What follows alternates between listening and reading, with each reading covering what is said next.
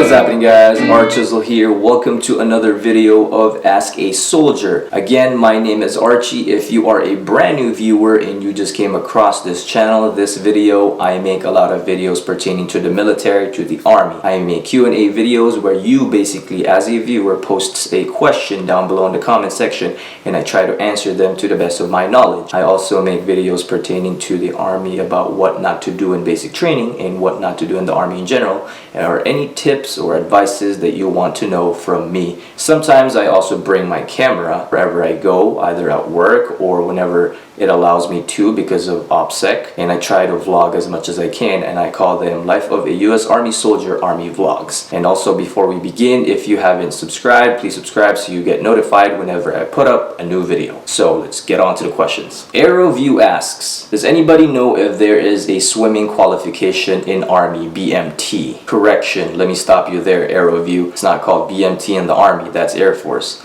In the Army, we call it BCT, Basic Combat Training, because we're soldiers. Or is there any swimming involved? The answer is no. When you go to Basic Combat Training for the Army, you don't have to do or go through any swimming tests.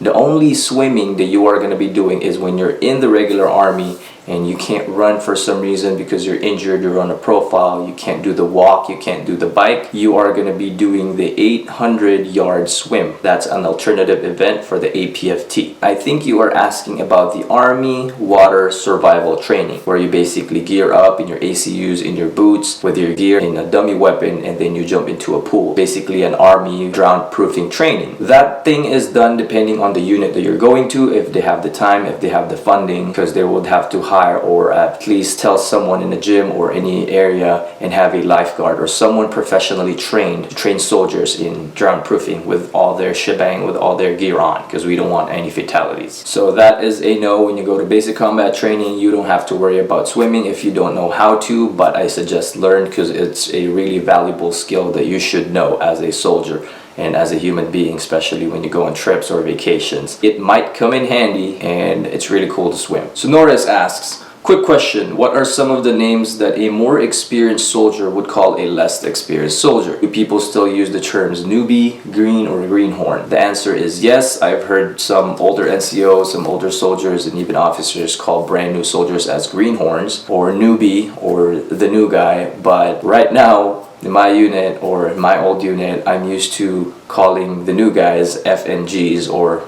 that's what I was called when I was brand new when I got in. FNG meaning, yes, the fucking new guy. That's what FNG means. That just means you're brand new. Expect to do a lot of stuff and just go do Roger. Yes, I'll do it. Yes, Sergeant, especially if you're a private, because that's what you're supposed to do. If you're a private, you'll probably hear the term pry. So hey, pry, get over here. Go ahead and do the layout and all that stuff. The only time you won't be the FNG anymore is when a newer private comes in, so you're basically not the flavor of the month or whatever, but you're still kind of like the FNG, but not really, because there's a newer one before you. Yours Hero asks, stupid question, can you get promoted from E1 to E2 during boot camp?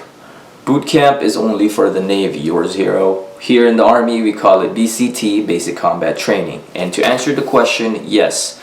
And when I went to basic training, I think it was like 5 years ago, not too long ago, we promoted one female and one male soldier from either E1 to E2, E2 to E3. We didn't promote anyone who's E3 to E4. You can't do that because you gotta meet time, grade, and service. The one who picks who get promoted during basic training or before they leave basic training is up to the cadre. It's up to the drill sergeant, it's up to the first sergeant, it's up to the commander in that unit, in that basic combat training unit. Basically, to get promoted, you gotta stand out above your peers. You gotta set the standard, you gotta volunteer a lot, you gotta be acting platoon sergeant or platoon leader in your basic training. You gotta call cadences all the time. You gotta be the guidon bearer. You gotta be good in your PT and your weapon. Basically an overall soldier, a super soldier. That's what they're looking for. And usually they give it to the fuzzies, to the E1s, so they can get E2 before they leave basic training. That's basically what happened in my experience. It might be different from other experiences, but basically that's how it is. That's how it goes. G Ninja asks, Archie, do you have a Twitter? Yes, I do have Twitter, Facebook, Instagram. Links down below, gaming channel, go check it out. Jesse View asks, can you run while rucking or do you have to walk? Because I'm a great runner. Yes, you can run while doing a ruck march. But you got to remember, if you are rucking for about like 20 to 26 miles, if you can run it all the way to finish in time, go ahead. I salute you.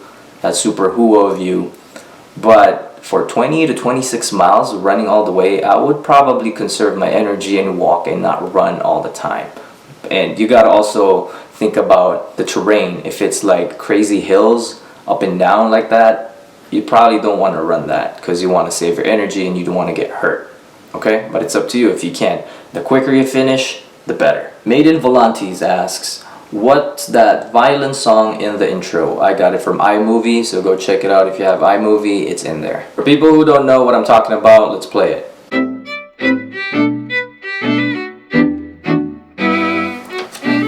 I hope you liked it. Alexander Vega asks, hey Sergeant, how do you get promoted to corporal in the Army? This is really a good question. But before we begin, I must cite the reference for this. It's going to be AR 600-8-19, Enlisted Promotions and Reductions. What is a corporal? A corporal basically is an E4, just a regular E4, kind of like a specialist. They're in the same boat. But the thing is, a corporal performs a duty of an NCO. This happens when in your unit there's a lack of E5s because of PCS season, because of deployments, because there's just a short MTO, or there's not enough NCOs, or NCOs get tasked out or attached to different units. Basically, there's no E5s. So who's going to step up on the plate? The senior specialist. And it's up to the command. They can do a 4187. It's basically a paperwork, it's personal action, authorizing that specialist to be laterally promoted to corporal.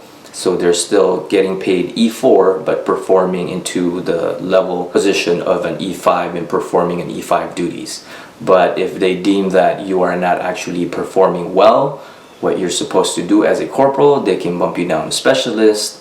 Kind of looks bad because you were given the opportunity to do so, but you didn't perform well, so they kind of bump you down. And they probably pick someone else to be corporal. That actually happened in my old unit. We had a bunch of E4s when I was still E3, but we had no E5s because all of the E4s were promotable, meaning they went to the board, they went to WLC at that time, they're ready to get promoted, they're just waiting on points. But they couldn't make points for some reason because it was really high at that time. So we had about like 3 or 4 E4 promotables. So they basically picked who can be a squad leader or a team leader, because we were really short also in E6s. So they picked this E4 promotable and promoted that E4 as a corporal. Being a corporal may be a good or bad thing because you're basically at that thin border where you're actually, am I a junior enlisted soldier still, or am I an NCO now? But it doesn't matter because you're a soldier, so it doesn't matter what your rank is, just try to perform because it will happen. Even if you're a PFC, you might be in charge of a section because everyone's gone, everyone's on taskings, deployments, or whatever stuff that, whatever reason that they're not there and you're the highest ranking, you will be a PFCIC, private first class in charge. The guy asks, when do you think you'll hit E6? That's a good question. I basically meet the time in service and time in grade to get promoted to E6, but I haven't gone to the board yet, so I'm not promotable. I don't have my P status. But if you follow me on my live streams, my Facebook, and all my videos, you know that I talk about stuff that's going to happen in my career. Right now, there's a lot of things happening. I don't really want to spoil anything unless it's in black and white, or it's already in writing and it's for sure that it's going to happen. But I always say this, there's something that's going to be happening in the next few months, about 2 to 3 months from now. Then I'll make a video about that, I'll vlog about it, I'll bring you guys where I'm going to be going also. But there's really a cool upcoming assignment thing, career progression. Can't really say it, I want to, but I can't because it's not yet really ready yet. But stay tuned for that, we'll see what happens. But it's kind of like in the same loop as your question about getting E6 and so on, whatever. Alright, so stay tuned for that if you want to. Johnny Kachow asks, which MOS has the best pay for enlisted soldiers? Again, we kind of like talked about this. It doesn't really matter what your MOS is. It depends on the time in grade and time in service. I'll link you or probably put a screenshot here of the 2016 military pay chart. So you can be an E5 compared to another E5 who's been in for like 6 years and you're just an E5 for about a year. You will definitely get paid more, and it will explain here on the military pay chart. Also, it doesn't matter what your MOS is. You can be a combat medic and you're an E4 compared to 11 Bravo, who's been an E4 for about 6 years now, and you're just in for like a year. He will basically get paid more because he's been in the service longer. Also, additional stuff, I guess, for pay, talking about pay in the military, in the army. If you are on a special duty assignment or a special duty location, you get extra pay. Let's say if you're a drill sergeant, if you're a recruiter, if you're on jump status, if you're deployed to a combat zone, you get like hazard pay. So that will basically differ how much extra money you're getting. But I will link you down below, and we will talk about more about this in a future video because I think it's really informative and a lot of people is asking about this. Okay? G Ninja, I got your questions twice. Can drill sergeants hit you, or are they only allowed to scream at you? I don't know how it was back in the day. I don't know how it was behind closed doors. But you, as a drill sergeant, cannot hit any soldiers, any privates, especially in TRADOC. It's really strict. Before they call it getting smoked, I think that's still the term, but the Army wants you to use the term corrective training now instead of getting smoked. Corrective training is basically getting smoked. It's the same thing, but you're only allowed to do a certain amount of repetition and a certain type of exercise. You can't just like do any random exercise, but it has to fit in that category, because if you go over the repetitions and if you go over the things that they're not supposed to do in the list of exercises, you might get in trouble as an NCO. But since we're talking about this, it just shows how much the Army basically got watered down and got really softer, especially in basic and AIT. I wasn't in yet when they would actually smoke the dog shit out of you. That's what my older E7s told me. Like, it was really crazy back in the day. Not like now. I guess I'm lucky, but it's also a bad thing because we're not training soldiers how to be disciplined and how to realize why they're doing that. It's like a situation that probably needs to be addressed in a certain video, its own video, but it just shows how softer the Army is now. When I got in 5 years ago, it wasn't really that bad, but I thought it was easier. It wasn't like what other soldiers told me who's been in longer, who's been retired, like, oh, they would smoke the dog shit out of you. It didn't really happen, and I kind of noticed it that they have to do the exercises also with me, the drill sergeants, and they only stopped in certain counts. It's weird for me, but I looked into it, but not too much. But I understand that you can't really smoke soldiers just because it has to be a corrective action, corrective training, something that will actually benefit in addressing the deficiencies or whatever things they fucked up, okay? So they can't touch you, but they can yell at you. But then again, I'm not a drill sergeant. I don't really know how it goes. There's probably a new regulation about that.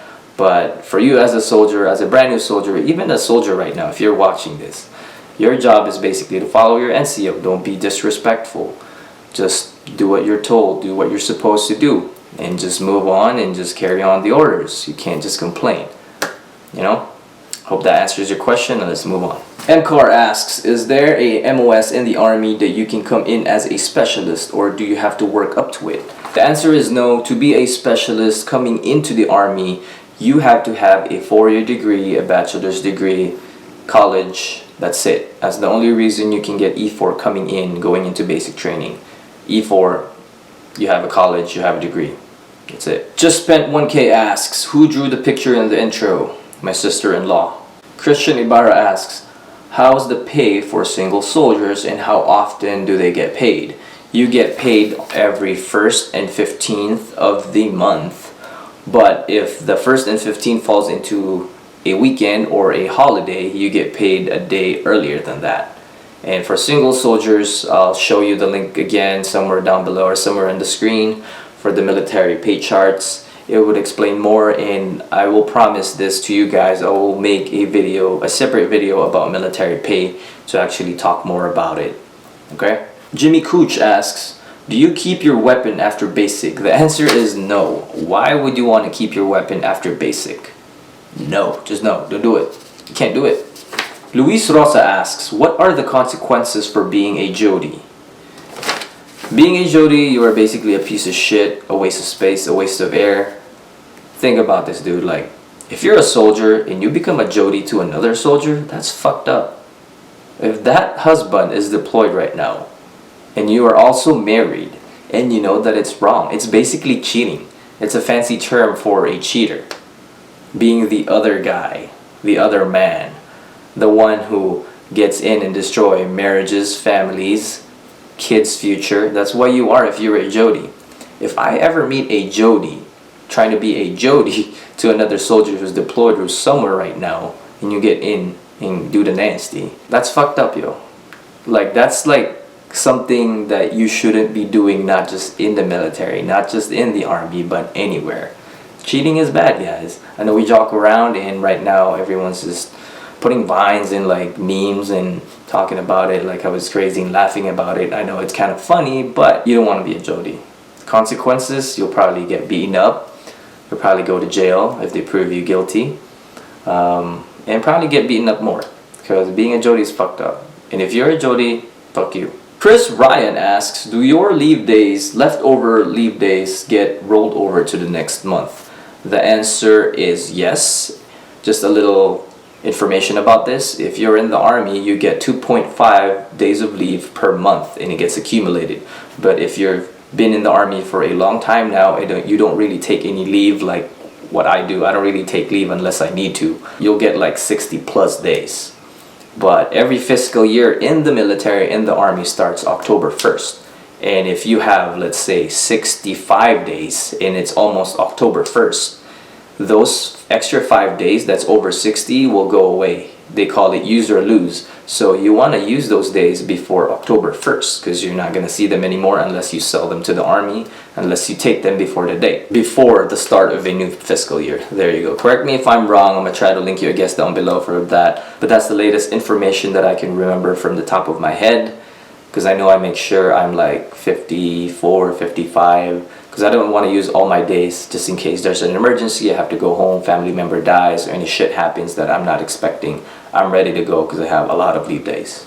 Alright, so that concludes this video. It's probably kind of long, but I try to answer more questions in detail. So don't forget, post a question down below for the next Ask a Soldier. Thank you guys for watching. Check out the social media links down below. Archiezzle out.